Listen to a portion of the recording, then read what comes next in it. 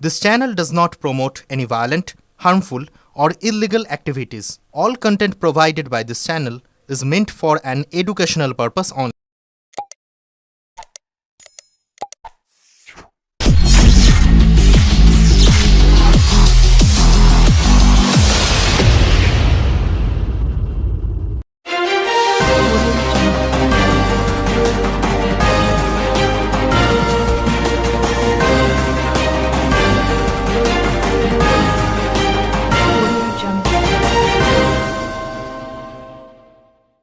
চুঁচুড়ায় মা অন্নপূর্ণা পুজোর উপলক্ষে দীপাঞ্জন গুয়ের বাড়িতে উপস্থিত হয়ে বিভিন্ন প্রসঙ্গে সাংবাদিকদের প্রশ্নের উত্তর দিলেন বিজেপি নেতা তাপস রায়।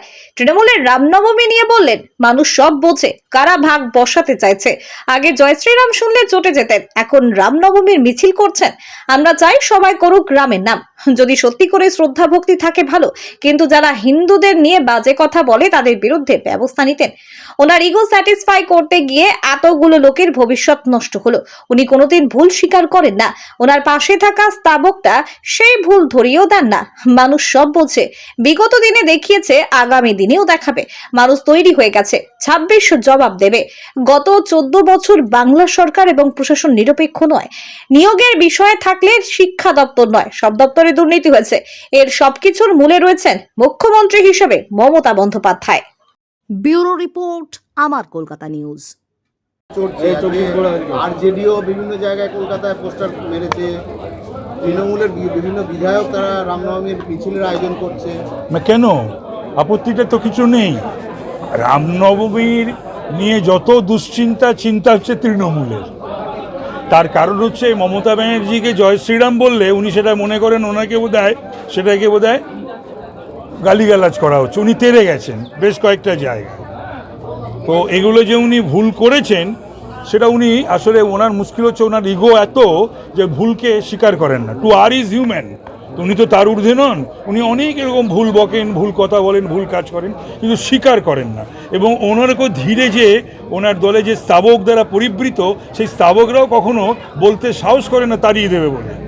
তো সুতরাং কথা হলো, আমরা খুশি এই রামনবমীর মিছিল বা রামজিকে, ভগবান রামচন্দ্রকে যদি কেউ স্মরণ করে, কেউ পুজো করে, তার মিছিল বার করে, এটা তো খুব আনন্দের। আমরা তো চাইছি এই ফোল্ডে সকলে আসুক, কিন্তু ওদের আপত্তি হচ্ছে কলকাতা শহরে বহু জায়গাতে ওরা ওই কেএমসিকে দিয়ে না পুলিশকে দিয়ে কাকে দিয়ে সমস্ত পতাকাগুলোকে খুলিয়ে দিয়েছে। এগুলো অসভ্যতা। সুতরাং এই বেয়াদবি তো বরদাস্ত করা যায় না, বরদাস্ত করা যাবেও না। এবং নিশ্চয়ই বেশি দিন এই বেয়াদবি বাংলার মানুষ, বাংলার বিশেষ আমাদের হিন্দু সম্প্রদায়ের সনাতনী যে মানুষ, তারা এটাকে বেশি দিন এটাকে মেনে নেবে না। আর আরেকটা সম্প্রদায়ের মানুষের মঞ্চে গিয়ে হিন্দু ধর্মকে আক্রমণ করা এবং কদর্য ভাষায়, সেটাকেও নিশ্চয়ই মানুষ বরদাস্ত করবে। করুক না, কেউ তো নিষেধ করেনি। কারে পড়ে এতদিন রামচন্দ্র ভগবানের বিরোধিতা করে সে আজ বুঝতে পারছে, এবং বাংলায় দার্জিলিংয়ের ঘুম থেকে সুন্দরবনের সজনেখালি গ্রাম পর্যন্ত যখন দেখছে যে রামচন্দ্রের পুজো অর্চনার আয়োজন করা হচ্ছে এবং চতুর্দিকে যে পতাকা, সনাতনী পতাকা উঠছে পথ করে, তখন তাদেরকে এদিকে ঝুঁকতে হয়। তার কারণ মানুষই তো ঠিক করে যে তার প্রতিনিধি কে হবে আর কে হবে না। তো সুতরাং এটা বোধহয় ওদের সম্বিত ফিরে হয়তো পেয়েছে বলে আমার মনে হচ্ছে, আমি জানি না। তবে আর কারা ভোটের জন্যে করে, এই বিভেদটা থাকবে এবং সেই বিভেদ অনুযায়ী মানুষ আগামী দিনে অ্যাক্ট করবে। না না, এসব এসবে আমি বলছি, ওই জন্য বললাম না যে মানুষ সব ওয়াচ করছে। মানুষ দেখছে যে কেউ ভাগ বসাতে চাওয়া, আর অন্তর থেকে যদি ভাগ বসাতে চাই, যদি সত্যিকারের অন্তর থেকে ভালোবাসত, তাহলে কয়েকদিন আগে এক বিশেষ সম্প্রদায়ের মঞ্চে গিয়ে ওই কদর্য ভাষায় হিন্দু ধর্মকে আঘাত করত না। যদি সত্যি হিন্দু ধর্মের প্রতি, ভারত মাতার প্রতি বা ভগবান রামচন্দ্রের প্রতি শ্রদ্ধা, ভালোবাসা, বা আমাদের যে হিন্দু ধর্মের যে সমস্ত দেবদেবী রয়েছে থাকতো, তাহলে পরে ফিরারের ওই উক্তিকে কন্ডেম করতো, তাকে মন্ত্রিসভা থেকে বা মেয়র থেকে সরাতো, সিদ্দিকুল্লাহকেও সরাতো, হামিদুলকে, হুমায়ুনকে ওই সমস্ত ভাষা বলার জন্য তাদের বিরুদ্ধে ল অফ দ্য ল্যান্ড অনুযায়ী ব্যবস্থা নিত, সেটা তো করেননি। তো সেগুলোও তো সমস্ত, আসলে আমরা যারা সক্রিয় রাজনীতি করি না, আমরা ভাবি বোধহয় আমরাই চতুর, আমরাই চালাক, আর মানুষ বোধহয় বোকা।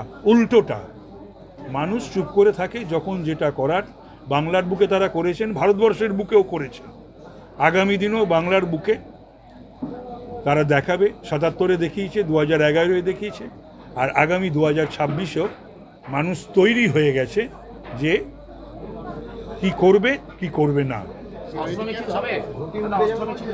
হ্যাঁ, না, ব্যাপারটা হলো যেটা অস্ত্রের মিছিল যখন অন্য কোনো সম্প্রদায় থেকে করা হয় তখন তো কোনো আপত্তি করে না। অস্ত্রের ঝনঝনানি, ডিজের আওয়াজ তখন বন্ধ করার জন্য তো উঠে পড়ে প্রশাসন লাগে না। এই যে দুমুখ নীতি প্রশাসনের, আমি তার বিরুদ্ধে।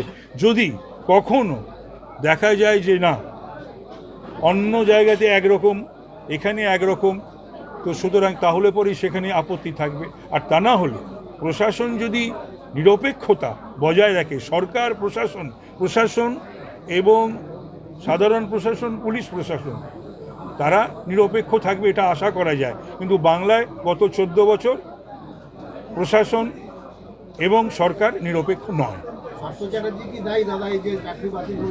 হ্যাঁ,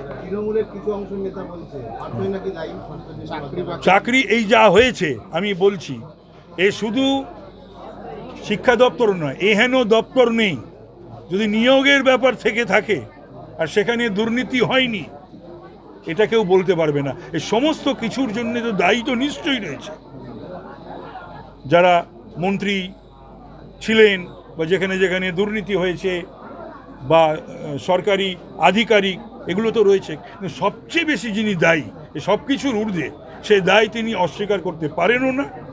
ক্যাবিনেটের দায়ী হোক, কোনো মন্ত্রীর দায়িত্ব হোক, মুখ্যমন্ত্রী হিসাবে মমতা ব্যানার্জি হচ্ছেন সবচেয়ে বেশি দায়ী। তার ইগোকে স্যাটিসফাই করতে গিয়ে আজকে এই 26,000-এর এই অবস্থা হলো। এই জায়গায় তো আসতো না, আসার কথা তো ছিল না।